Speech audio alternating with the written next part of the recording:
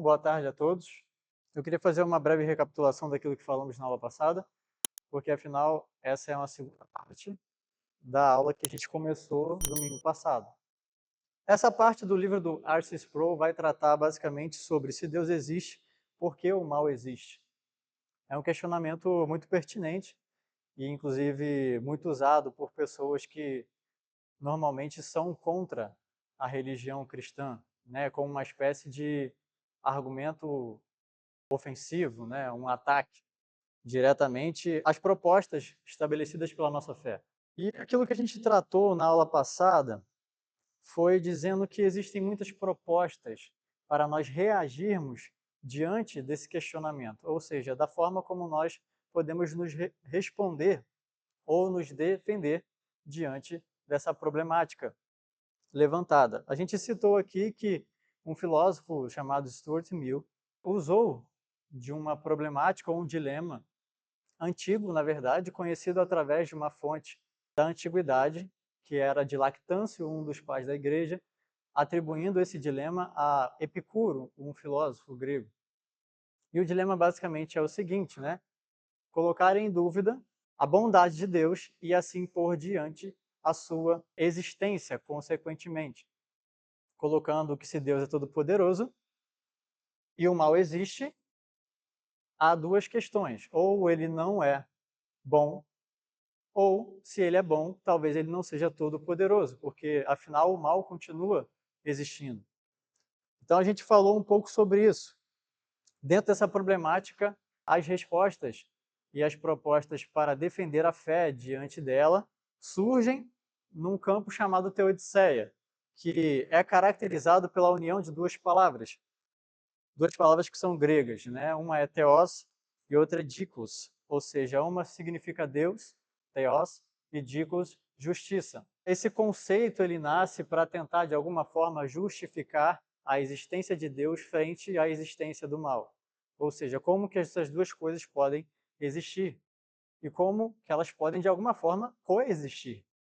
Então, essa proposta é para tentar argumentar que Deus não é culpado do mal que está presente no mundo. A gente falou de algumas linhas argumentativas que pautaram ou foram pautadas durante a história.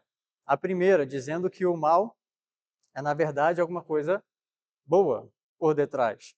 A segunda, de que o mal ele viria de Satanás. A terceira, de que nós precisamos do mal para apreciar o bem. A quarta seria de que o mal não existe. Tudo isso nós tratamos na última aula. Depois nós iremos seguir com duas, que acredito eu sejam as mais famosas, talvez, mas a mais pertinente também. Porque a linha argumentativa dela é muito capciosa, é muito inteligente o argumento, como é construído. E quais são essas linhas? Essas duas linhas basicamente vão dizer que uma delas, o mal existe por causa dos nossos limites. E a outra que o mal existe por causa do livre-arbítrio. O que seria primeiro estabelecer na linha da primeira proposta que o mal existe por causa dos nossos limites? Bom, essa linha argumentativa ela ficou bem conhecida através do uso dela por um filósofo chamado Leibniz. Ele disse, seguindo esse pensamento, né, de que existem três tipos de mal no mundo, que seriam o mal moral, o mal físico e o mal metafísico. Dentro daquilo que ele estabelece como mal moral, esse mal ele é definido em termos práticos, ou seja, é um mal que ele é causado por criaturas que têm compreensão e têm vontade. Além disso, capacidade também para realizar o mal. Dentro desse sentido de mal moral, pedras ou animais não estariam inclusos nisso, mas somente os seres que de alguma forma têm uma vontade e capacidade, além de compreensão, para causar algum tipo de mal. Esse seria então o mal moral. O mal físico, por exemplo, ele classificou em termos de sofrimento, ou então dos desastres naturais. O terceiro mal, que seria o metafísico, seria onde o maior problema talvez está concentrado para a gente colocar em termos de dificuldade. Por quê? Porque o mal metafísico ele vai diretamente nessa proposta de finitude. Ou seja, é onde ele classifica que o mal ele é metafísico porque encontra amparo na limitação do ser humano. Ou seja, dentro desse aspecto de mal, ele classifica como se a própria limitação humana fosse em si um mal ou um problema. Ou seja, nós não sermos oniscientes, por exemplo, como Deus é, ou onipresentes, como também Deus é, isso é uma falha nossa, ou é uma incapacidade nossa, ou uma limitação. E por causa disso, seríamos maus.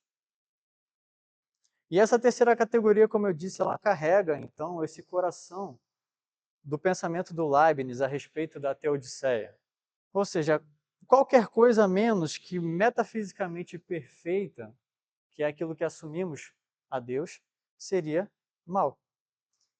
Em última análise, se a gente for concordar com esse tipo de coisa, tanto o mal moral como o mal físico, eles vão ser um resultado do mal metafísico. Aqui está o grande problema disso. Por quê? Porque o mal moral, que está sujeito a acontecer devido à vontade humana, e o mal físico, que são desastres, catástrofes naturais, que fogem de alguma forma ao controle, todas elas estão ligadas ou fluem como resultado, provavelmente, desse mal metafísico. Ou seja, tudo isso só acontece por causa que há um erro, ou vamos dizer assim, um defeito de fábrica no ser humano, que é a sua própria limitação. Resumindo, valendo-se do antigo ditado que eu imagino que muitos de nós já ouvimos por aí, errar é humano. Em suma, no final das contas, o que ele quer destacar é que errar é humano. É natural no sentido de que está intrinsecamente presente em nós desde nossa natureza como criação, ou seja, faz parte dos seres que nós somos. Nesse sentido, então, o Leibniz ele consegue, de alguma forma, absolver Deus da culpa do pecado. Porque se ele está colocando que o mal ele é um resultado da limitação do ser humano, ele consegue, assim, então, afastar essa sombra ou essa posição complicada de Deus mediante esse problema. Só que, no entanto, ele, ao mesmo tempo que ele faz isso, isso também recai sobre o ser humano. Porque se Deus não é o culpado frente que a natureza humana ela é incapaz ou limitada, então como o próprio ser humano, uma vez sendo desse jeito, poderia ser culpado? Ou seja, a problemática também acaba pesando para o ser humano.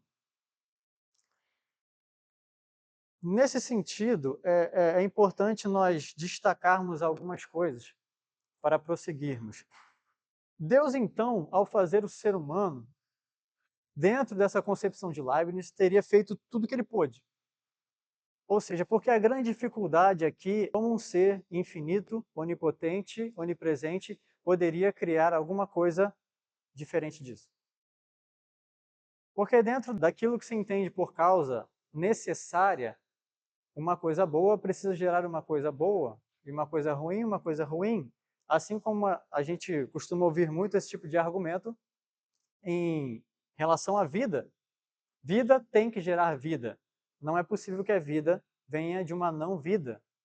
Ou seja, coisas totalmente inertes, sem nenhum tipo de ânimo, e aqui ânimo no sentido grego, né, a palavra alma, sem nenhum tipo de animação nenhuma, vida nenhuma, não podem gerar outras coisas que assim teriam vida. Vida só vem da vida, por causa necessária. Então, nesse sentido, como que Deus, ao fazer uma criatura, né, das suas próprias mãos, faria alguma coisa diferente dele? Mas o ponto aqui é que Deus, certamente, além desse mistério estar envolvido para nós, o fato é que Deus ele não pode criar outro Deus, por exemplo. Ou seja, se nós pensarmos que Deus ao criar alguma coisa, deveria criar alguém exatamente como ele, a partir dessa relação de que uma coisa só pode gerar outra coisa igual ou dependentemente necessária com os seus atributos, Deus então geraria outro Deus, o que não faria o menor sentido, né?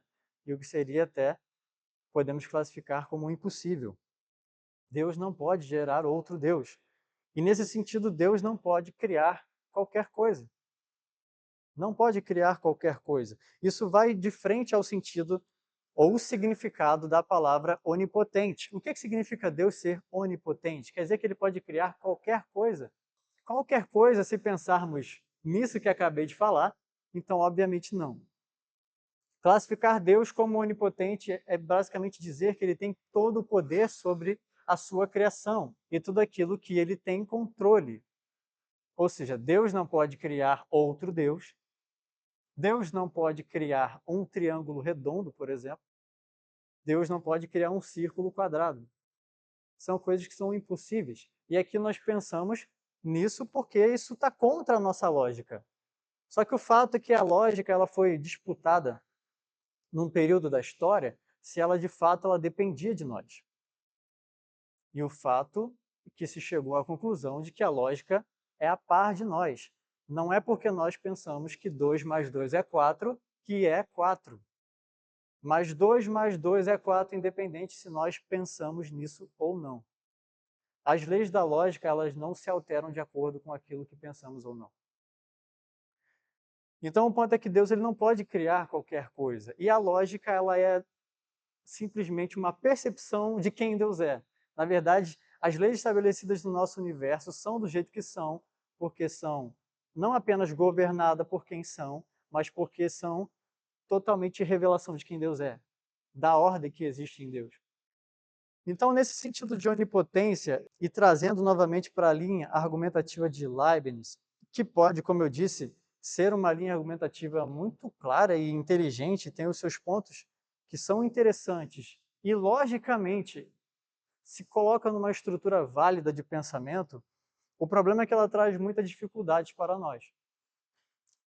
Justamente porque, como eu já citei, o cristão ele vai ter dificuldade a partir do ponto em que tirar a culpa de Deus, de alguma forma, é também, dentro da proposta leibniziana, tirar a culpa do homem. Ou seja, se o mal moral flui do mal metafísico, além de Deus ser exonerado, como eu disse, o homem também seria.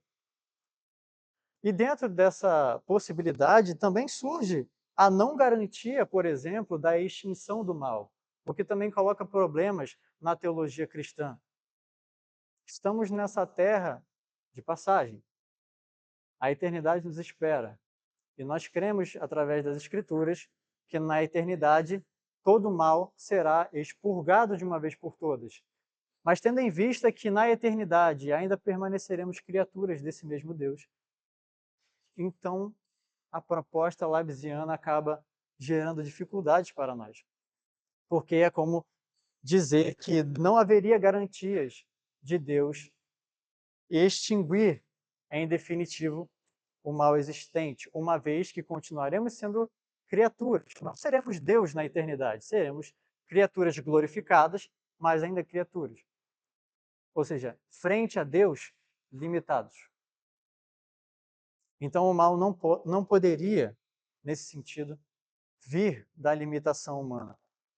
Podemos encontrar também problemas nessa argumentação que são racionais, por exemplo, que vão de encontro ao uso da linguagem, ou seja, o que ele caracteriza como mal exatamente. E como, de alguma forma, quando ele fala mal moral e fala mal metafísico, frente a que parâmetro essas duas coisas estão sendo ligadas ou se colocando, né? Porque não fica evidente que há uma relação necessária entre o pecado e a finitude. Quando falamos sobre mal moral, por exemplo, nós pensamos, como eu disse, num mal causado de forma intencional, transgressora, ativa. Enquanto nesse mal metafísico é simplesmente mal porque seria uma coisa incompleta, incapaz, finita, Então, assim, a relação que ele coloca para chamar as duas coisas de má acaba não ficando clara na linguagem que ele usa. Então, também é um problema que poderia ser levantado de forma racional. O que nos levaria a pensar em por que, por exemplo, em alguns casos isso acontece e em outros não, certo? Partindo então, a próxima proposta seria a teodiceia da questão da origem do mal a partir da liberdade humana. Ou seja, o mal ele se origina a partir do livre-arbítrio. Essa seria então a última proposta. E imagino que eu acho que a maioria dos que estão aqui, assim como eu, talvez tivesse ou tem mais apego por esse caminho argumentativo ou por essa linha. Só que, passando para a proposta do livre-arbítrio, é basicamente, em síntese, vamos resumir aqui, é dizer que o homem ele tem capacidade de pecar por ser livre, ou seja, a possibilidade da liberdade existir gera mal. É como se, como eu certamente ouvi uma vez, dizer que Deus decidiu criar a humanidade e ele estava ciente de que ao criar uma coisa diferente dele, certamente geraria a ocasião para que a transgressão acontecesse, ou o mal acontecesse, visto que o ser humano ele tem vontade para agir como lhe aprouver, está de alguma forma fora do ser de Deus de algum jeito, que é totalmente bom. Essa opção, porém, ela não está isenta de dificuldades. E aqui é importante pontuar que estamos passando por essas propostas e essas linhas argumentativas, mas como reflexão, porque o problema do mal até então não existe uma solução para ele de forma adequada e totalmente sem buracos ou defeitos e dificuldades. Então estamos passando por argumentações aqui que não vamos certamente fechar. Mas o ponto é que a gente pode achar que uma é melhor que a outra. Mas mesmo achando isso, isso não tira de nós as dificuldades que vão aparecer, como por exemplo, nessa questão da liberdade humana, que pode parecer que funciona muito bem pensarmos dessa forma e que o mal se fundamentou a partir dessa origem, só que ela também tem problemas. E quais seriam esses problemas? Bom, como que criaturas, e aqui agora falando da natureza que foi criada a partir de Deus, como eu disse anteriormente, Deus sendo bom, ele certamente vai gerar alguma coisa parecida com ele, ou criar algo parecido com ele. O fato é que o ser humano, quando foi gerado, quando foi criado, realmente era bom, porque era feitura das mãos de um Deus bom. Então, assim, o problema já começa a partir daí. Como então essa criação boa de um Deus bom poderia escolher alguma coisa má? É isso que na nossa mente, se formos através dessa relação de causa necessária, não vai fechar, porque uma coisa só pode automaticamente gerar outra, nessa relação, ou nesse sentido. Então, assim, ok que Deus criou, Deus sendo bom, criou algo bom, mas como então essa criatura boa, que ela era boa, como ela então escolheu um caminho mau? E o fato é que se decidirmos, por exemplo, a partir de uma análise daquilo que acontece no Jardim do Éden, narrado no Gênesis, nós podemos então pensar que Adão ele foi enganado, porque assim a gente consegue, de alguma forma, tirar que ele teria escolhido voluntariamente alguma coisa ruim, sendo ele bom. Ele foi enganado. Só que o problema em dizer que ele foi enganado também seria levantar dois questionamentos. De alguma forma, essa questão do engano, ela está em desarmonia com o relato de Gênesis. Não parece ser isso que nós vemos no texto. Nós vemos um homem que está, de alguma forma, totalmente presente na situação da queda. E, inclusive, que alguns assumem que foi omisso, porque diante de tudo que estava acontecendo, simplesmente permitiu que acontecesse. Então, não parece ser uma interpretação muito adequada para nós caminharmos por ela. A segunda coisa a ser levantada é que novamente surge o problema da culpa. Porque se o homem foi enganado, como Deus poderia o responsabilizar por isso? Então também é uma dificuldade nós pensarmos que ele foi enganado, porque estaríamos com alguns problemas lógicos e também bíblicos para resolver. A resposta padrão que muitas vezes surge diante desse problema seria tentar alegar de alguma forma uma neutralidade em Adão. Dizer que ele era neutro, né, de alguma forma, que ele não era, a partir da sua criação, é claro, ele não era nem bem nem mal, ele era neutro. Só que o problema em supor a neutralidade é que, como então alguém neutro pode escolher alguma coisa?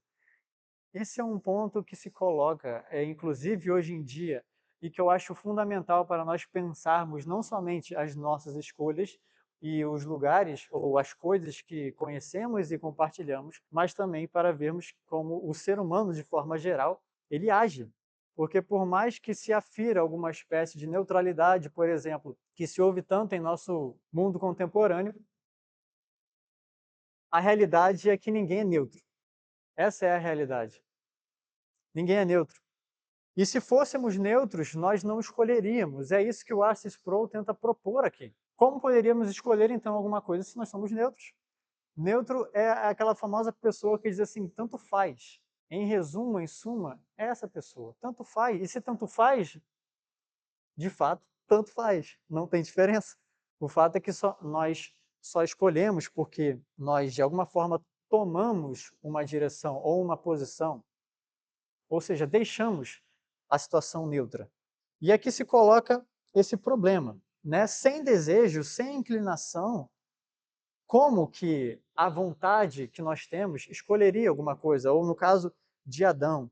E mesmo supondo que a vontade que Adão tinha e nós temos pudesse agir sem inclinação, a questão é, isso seria uma escolha moral? Poderia ser caracterizado desta forma? Um agir sem... Para ficar mais fácil, é como pensar em alguém que age sem motivos, sem razões, sem intenções. É até difícil a gente pensar, né? Eu imagino que não exista esse tipo de pessoa. Agir sem razões, sem intenções, sem motivos. Porque é dentro dessas razões, intenções e motivos que as pessoas são responsabilizadas diante de Deus. É isso que irá classificar uma atitude ou uma escolha como moral. Em suma, se de fato fosse uma neutralidade, o ponto é que toda a narração do Gênesis, tudo aquilo que está acontecendo ali, seria visto como um grande acidente. As coisas fugiram em determinado momento do controle, ninguém sabia muito o que estava fazendo, e apertaram um botão que não tinham que apertar, né? E tudo acabou do jeito que acabou. Então, assim, isso acaba gerando muitas dificuldades para nós. Não parece ser o relato posto por Deus lá no livro de Gênesis. Então, a gente consegue, de alguma forma, frente a esse problema do mal, ir por esse caminho da liberdade e dizer que o mal ele se originou, de alguma forma, dessa liberdade, dessa escolha, mas o fato é que a gente só conseguiria dizer que isso aconteceu. A gente só consegue atestar que aconteceu, a gente não consegue atestar como aconteceu. De que jeito, no sentido de que como poderia, inclusive muitas pessoas colocam, abrindo um parêntese aqui, essa problemática em relação a Satanás, como poderia o mal ter se originado no céu, por exemplo? Como poderia? É uma dificuldade, a gente não sabe explicar como exatamente aconteceu, mas o fato é que aconteceu. Assim como Adão, a gente não poderia dizer como, mas fato é que a raça humana caiu em Adão. E todos nós somos pecadores por causa disso. Porque nós caímos nele. E quer dizer que ele transgrediu a lei de Deus, desobedeceu. Há também uma dificuldade racional em explicar a queda, como eu disse. O problema do mal é uma questão grave, mas a gente não possui uma solução adequada. Muitos pontos vão ficar faltando para nós. Enfim, para além das propostas da origem do mal, que tudo isso é tratado, como eu disse, pela Teodiceia, é também importante a gente entender o que seria o mal, a natureza do mal. E, bom, dentro desse pensamento de tentarmos entender o que é o mal, surge, então, qual seria a sua diferença com o bem, por exemplo. A natureza do mal, ela é, de alguma forma, se podemos dizer, caracterizada pelo seu contraste com o bem. Isso foi proposto desde muito tempo, na verdade, os dois sistematizadores maiores dessas propostas, que de alguma forma têm as suas características particulares, mas cada uma delas tendem a ser harmoniosas, seria Santo Agostinho e Tomás de Aquino. Eles influenciaram as nossas noções a respeito daquilo que chamamos mal. O que seria o mal exatamente como substância? É uma palavra que fica muito presente em Aristóteles. O que é a substância do mal, do que ele é composto. E o fato é que a gente só consegue entender o mal a partir do bem. E a partir de uma relação com o bem especificada em dois atributos. O primeiro é o da negação e o segundo é o da privação. O da negação, ele se propõe como o oposto daquilo que é positivo.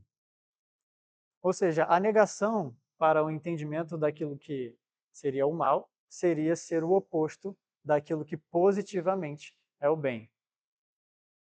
Então, como exemplo, seria o que é o bem? É aquilo que é o justo? Em classificações bem platônicas, a gente pode usar como exemplo. O que era o bem para Platão? Era o justo, era aquilo que era belo. E o mal, então, no entendimento desses teólogos como Agostinho e Tomás de Aquino, seria, então, aquilo que seria o contraste dessas coisas. Aquilo que estaria em negação com essas coisas. Como, por exemplo, a injustiça. Como, por exemplo, a incapacidade, a feiura, de alguma forma, né? Seria o oposto da beleza. O ponto é que o mal seria caracterizado dessa forma, como negação daquilo que é bom. Porém, o mal, sendo assim, ele seria pautado de acordo com o bem. Ou seja, o mal seria uma coisa contingente, para usar uma terminologia filosófica. Mas isso quer dizer que o mal seria dependente. O mal seria dependente do bem para existir, de alguma forma. E a segunda coisa seria a privação. E a privação, nesse sentido, ela pressupõe uma ausência do desejo pelo bem. Enquanto a negação ela se coloca em contraste, no sentido de que é o oposto daquilo que de fato é bom e que existe. A privação já seria a falta de desejo ou a falta do bem, ou conformidade com o bem. Aqui é um pouco mais complicado, mas já seria, poderíamos dizer que seria a ação positiva, não negativa. É uma ausência de ação positiva em direção ao bem. Usando um exemplo bíblico, por exemplo, Jesus, ele vai dizer que nós temos que tomar a nossa cruz. Só que antes disso ele vai dar uma negativa, certo? Ele vai dizer que nós temos que fazer o quê? Negar a nós mesmos. E então, tomar a cruz e segui-lo. A privação, então, seria deixar de tomar a cruz e segui-lo. Ou seja, não temos uma ação positiva em direção ao bem, simplesmente não o fazemos. Essa seria, então, uma outra caracterização que estaria enquadrada no entendimento daquilo que é mal, a privação, ou seja, a ausência de uma atitude ou uma ação, um desejo pelo bem. A partir da Reforma Protestante, surgiu aí um adjetivo, um predicado, também como a gente fala em filosofia, que significou actuosa, ou seja, basicamente o pensamento de alguns reformadores daquele tempo, frente a esse problema da teodiceia e essa sistematização do que seria o mal proposto por Agostinho e Tomás de Aquino, eles então assumiram que, como eu disse, o mal, por definição, ele é dependente do bem. Mas ainda assim, mesmo dependendo do bem para ele existir, ainda assim, ele é real, ele é poderoso, ele é uma realidade, se é que podemos colocar dessa forma. Ou seja, o mal ele só é dependente do bem por definição, certo? Aqui, lógicos. Por quê? Porque, como eu disse, o mal, a gente caracteriza o mal, a gente traduz aquilo que é mal frente àquilo que é bem. Mas não quer dizer que existe uma existência junta das duas coisas. O bem existe e o mal também existe. Por mais que nós caracterizemos o mal totalmente com contraste ao bem. É isso que esses reformadores queriam dizer, ou quiseram dizer, que as coisas não estão, de alguma forma, relacionadas como se fosse aquele yin e yang, né, de um símbolo do taoísmo, por exemplo, de uma religião oriental, e uma filosofia oriental, essas duas coisas não estariam, de alguma forma, se misturando, porque ali, se você perceber naquele símbolo, tem um pontinho do branco no preto e tem um pontinho do preto no branco. Mas a questão é que não, a questão não é essa, as coisas não são assim. Nós relacionamos de alguma forma dessa maneira, para entender a natureza das duas coisas. Só que o fato é que elas existem e elas não se misturam. E por isso que é importante nós dizermos que, por mais que nós entendamos o mal como dependente de forma predicativa do bem, mesmo assim, ele é algo real, sozinho, que está separado daquilo que é bom, daquilo que é o bem.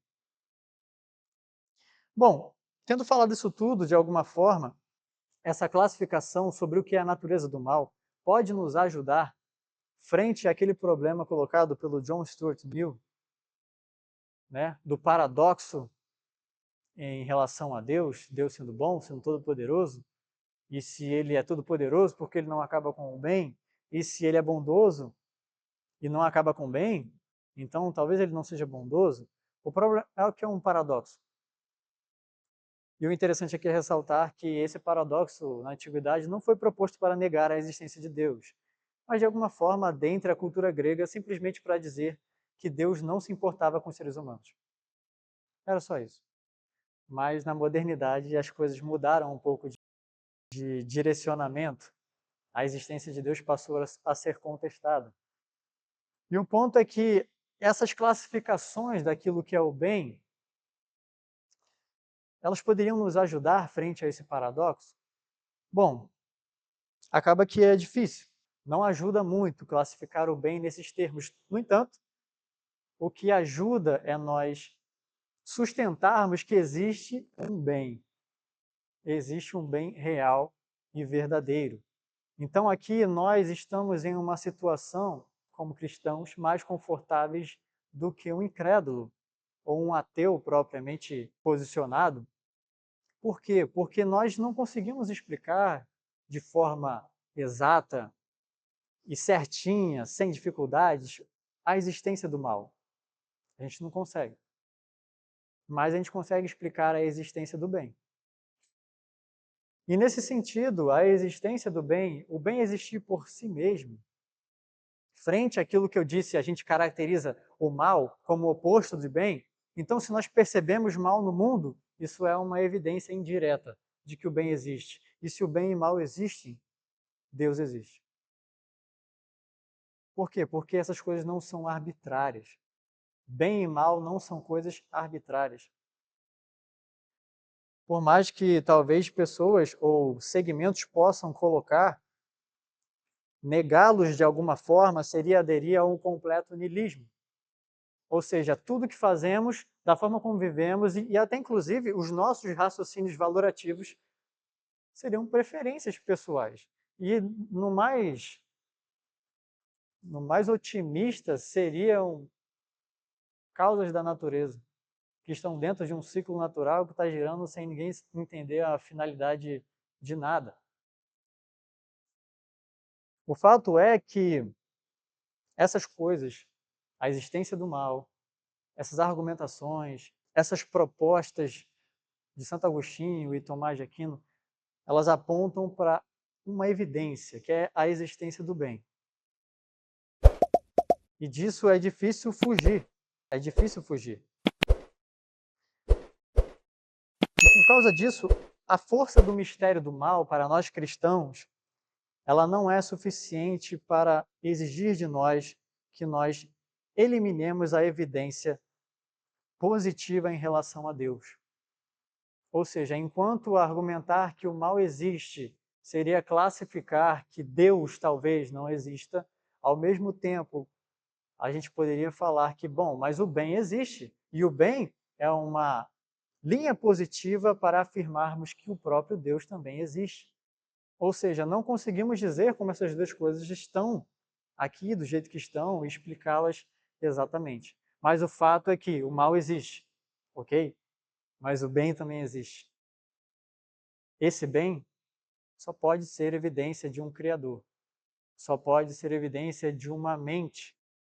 E aqui, como os cristãos dizem, os teístas, uma mente totalmente pessoal, não é uma mente a par do ser humano, mas é uma mente que está pessoalmente pensando a realidade e formou ela de forma planejada, de forma arquitetada. É uma mente pessoal. Então eu quero encerrar esse tema diante dessa problemática, que eu sei, acaba que fica mais os questionamentos e as dúvidas do que propriamente afirmações concretas, mas, no entanto, é bom terminarmos com isso.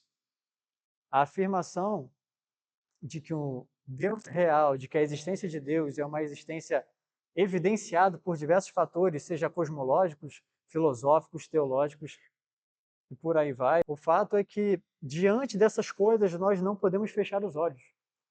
Não é porque o mal existe que nós vamos negar que, de fato, há sim ordenamento muito parecido com o pensamento humano na realidade que nós vivemos. E se esse pensamento é diferente disso, é diferente de qualquer coisa que nós conheçamos, porque os animais não pensam desse jeito. Os animais não põem as coisas em ordem como nós pomos.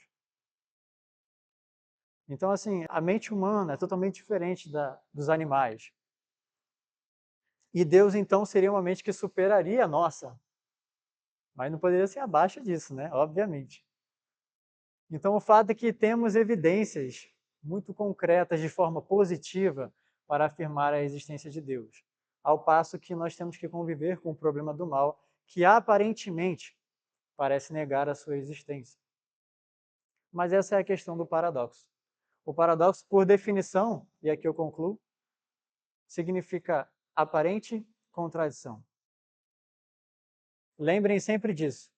Aparente contradição. A aparência é de contradição, mas pode ser que não seja. No final das contas, né? Como dizia Agostinho, se você está muito perto de um quadro, você certamente, no seu livro sobre a ordem, vai achar que as coisas são meio esquisitas ou meio feias ali no ponto que você está vendo. Mas se você se afastar do quadro e olhar de longe, você vai ver como que aquela pequena coisa que para você não fazia o menor sentido vai se encaixar perfeitamente na pintura maior. Enfim, quero encerrar dessa forma. Alguém tem alguma pergunta, alguma colocação ou uma ponderação?